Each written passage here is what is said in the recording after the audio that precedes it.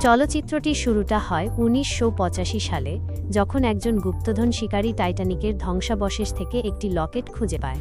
লকেটটির ভিতরে ছিল রোজের একটি ছবি, যা তাকে টাইটানিকের যাত্রী ছিল। এরপর রোজ তার জীবনের গল্প বলতে শুরু করে।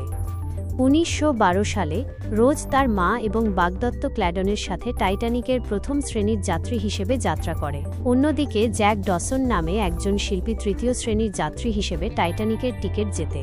টাইটানিকের যাত্রাপথে জ্যাক এবং রোজের পরিচয় হয় এবং তাদের মধ্যে প্রেমের সম্পর্ক গড়ে ওঠে। কিন্তু তাদের এই সম্পর্ক রোজের মা এবং ক্ল্যাডনের কাছে ভালো লাগে না। তারা রোজকে জ্যাকের কাছ থেকে দূরে থাকার জন্য চাপ দেয়। এক রাতে টাইটানিক একটি হিমশৈলের সাথে ধাক্কা লাগে এবং জাহাজটি ডুবে যেতে শুরু করে।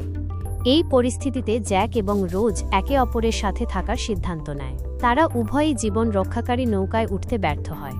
জ্যাক রোজকে একটি ভাসমান কাঠের টুকরোর উপর উঠতে সাহায্য করে এবং নিজে ঠান্ডা পানিতে ডুবে মারা যায়। রোজকে উদ্ধার করা হয় এবং সে নিউ ইয়র্কে ফিরে যায়। বৃদ্ধ বয়সে রোজ তার নাতনির কাছে টাইটানিকের গল্প বলে এবং লকেটটি দেখায়। এই চলচ্চিত্রে প্রেম, বিচ্ছেদ, জীবনের মূল্য এবং মানুষের ভেতরের মানবিক দিকগুলো তুলে ধরা হয়েছে।